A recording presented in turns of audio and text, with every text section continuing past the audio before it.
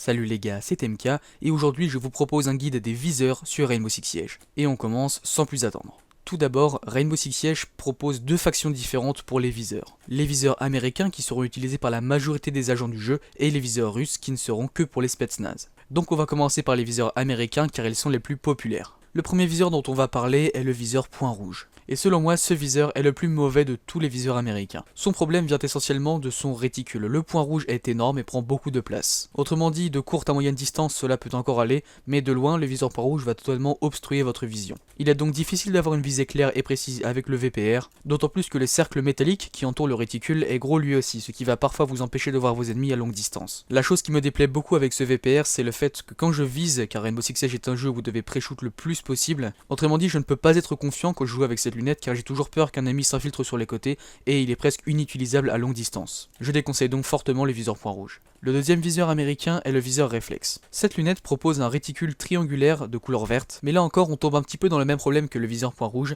car le triangle prend beaucoup de place sur la lunette. En revanche, il faut noter que les côtés qui entourent la lunette sont beaucoup plus minces que ceux du VPR. Autrement dit, il sera plus facile de voir les ennemis arriver sur les côtés. Je pense donc que le viseur réflexe est le plus minimaliste des viseurs américains, cependant c'est son réticule qui m'empêche de le jouer souvent car le viseur triangulaire n'est pas très précis à longue distance.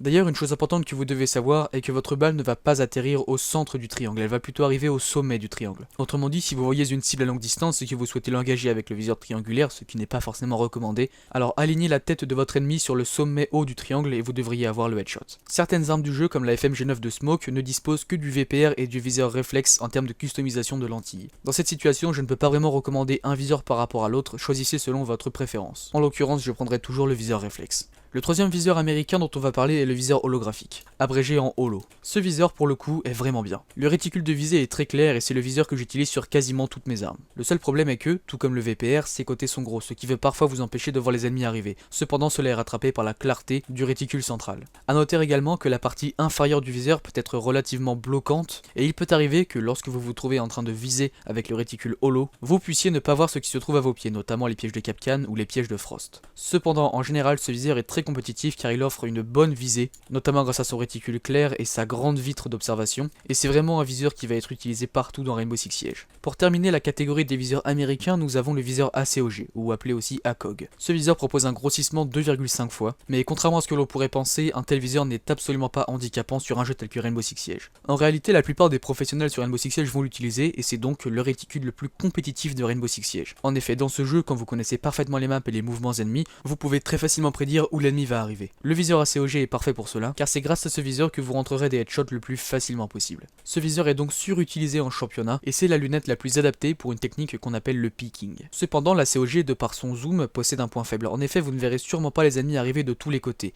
Quand vous êtes en train de viser avec cette lunette, vous n'avez pas du tout la même périphérie que vous auriez avec un viseur holo. Autrement dit, vous serez très efficace sur la zone que vous allez viser, mais totalement aveugle sur les zones alentours. Alors qu'avec un viseur à grossissement neutre, vous auriez été efficace sur un petit peu toutes les zones. Le viseur ACOG est à privilégier quand votre équipe couvre chaque entrée d'une pièce. Ainsi, vous ne devez surveiller que votre entrée et vous n'avez pas à être gêné par d'autres portes que vous allez surveiller. Pour finir, le viseur ACOG est parfait pour s'infiltrer dans des bâtiments quand vous êtes à la fenêtre. En effet, il vous suffit de viser pour que votre champ de vision soit réduit et que vous voyez mieux l'intérieur du bâtiment. De même, lorsque vous vous trouvez en intérieur et que vous visez l'extérieur avec un viseur ACOG, la lumière sera beaucoup plus assombrie. Pour finir, le viseur ACOG est donc un viseur utilisé par les professionnels sur toutes leurs armes, cependant il faut vraiment connaître les maps pour vous en servir à bon escient. Tant que vous sentez que le viseur ACOG vous peine à jouer, préférez utiliser un viseur holographique. Bon, c'est tout pour les viseurs américains, on va passer aux viseurs russes. Ces viseurs ne sont donc disponibles que pour les 4 agents faisant partie du Spetsnaz. Tachanka, Kapkan, Fuse et Glaz, même si Glaz est un cas particulier que j'évoquerai à la fin de la vidéo. Même si les noms des viseurs russes sont identiques à ceux des viseurs américains,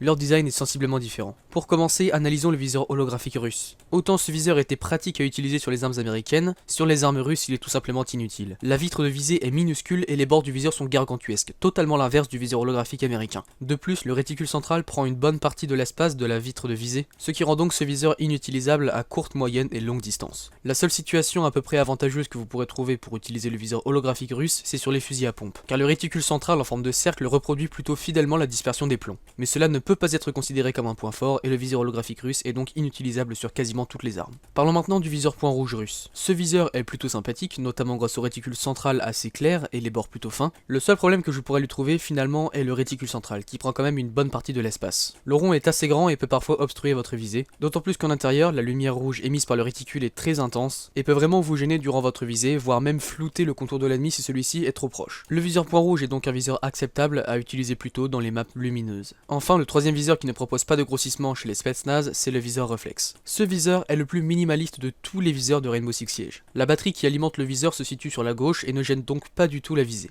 De plus, le réticule de visée est très clair, constitué de 2 traits et d'un triangle, et les contours du viseur sont on ne peut plus fins. Cette lunette est donc la lunette que je recommanderais par défaut sur toutes vos armes russes. Enfin, pour terminer, nous avons également la version russe du viseur ACOG. Le viseur ACOG russe est plutôt complexe. Les 2 cercles sont assez déroutants et peuvent parfois vous gêner dans votre visée. Ce n'est pas pour cela que le viseur ACOG russe est inutilisable, cependant je préférais toujours le viseur réflexe, tellement celui-ci est simple. Enfin, pour terminer, nous avons Glaz. Glaz est un agent des Spetsnaz qui dispose donc des 4 viseurs que je viens de citer, mais la capacité de Glaz est d'équiper un zoom optique optionnel sur son fusil de sniper. Lorsque ce grossissement est activé, le réticule au centre va produire une lumière beaucoup plus intense et vraiment vous gêner dans votre visée. Cela est d'autant plus remarquable avec le viseur VPR qui va vraiment produire une lumière folle et flouter le contour du réticule. C'est pourquoi, après m'être rendu compte de cette luminescence du réticule, j'ai préféré laisser la mire de base équipée par défaut sur l'arme de Glaz, le QTS-03. En effet, ces mires sont métalliques, ne possèdent donc pas de batterie et ne fournissent pas de viseur point rouge. Quand vous allez activer le grossissement, aucune luminescence ne viendra vous gêner dans votre visée. De plus, ces mires restent relativement efficaces et si vous voulez bien voir vos ennemis même dans une map de nuit, vous ne pouvez tout simplement pas utiliser un viseur point rouge avec batterie. Bon, c'est tout pour moi, donc du côté américain je vous recommande le viseur holo et si vous êtes professionnel le viseur ACOG,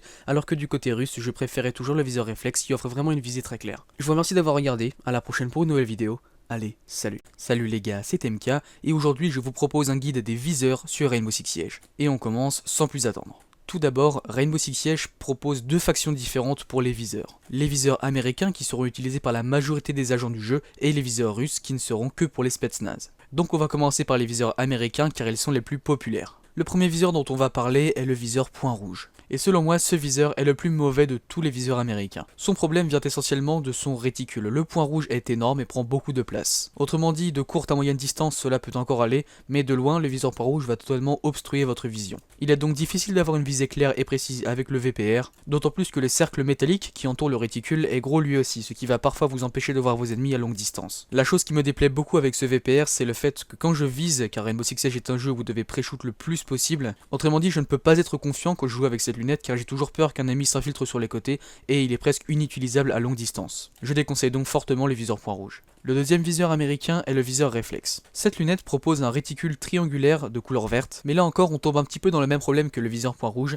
car le triangle prend beaucoup de place sur la lunette. En revanche, il faut noter que les côtés qui entourent la lunette est très compétitif car il offre une bonne visée, notamment grâce à son réticule clair et sa grande vitre d'observation, et c'est vraiment un viseur qui va être utilisé partout dans Rainbow Six Siege. Pour terminer la catégorie des viseurs américains, nous avons le viseur ACOG, ou appelé aussi ACOG. Ce viseur propose un grossissement 2,5 fois, mais contrairement à ce que l'on pourrait penser, un tel viseur n'est absolument pas handicapant sur un jeu tel que Rainbow Six Siege. En réalité, la plupart des professionnels sur Rainbow Six Siege vont l'utiliser, et c'est donc le réticule le plus compétitif de Rainbow Six Siege. En effet, dans ce jeu, quand vous connaissez parfaitement les maps et les mouvements ennemis, vous pouvez très facilement prédire où l'ennemi va arriver. Le viseur ACOG est parfait pour cela, car c'est grâce à ce viseur que vous rentrerez des headshots le plus facilement possible. Ce viseur est donc surutilisé en championnat, et c'est la lunette la plus adaptée pour une technique qu'on appelle le peeking. Cependant, la COG, de par son zoom, possède un point faible. En effet, vous ne verrez sûrement pas les ennemis arriver de tous les côtés. Quand vous êtes en train de viser avec cette lunette, vous n'avez pas du tout la même périphérie que vous auriez avec un viseur holo. Autrement dit, vous serez très efficace sur la zone que vous allez viser, mais totalement aveugle sur les zones alentours. Alors qu'avec un viseur à grossissement neutre, vous auriez été efficace sur un petit peu toutes les zones.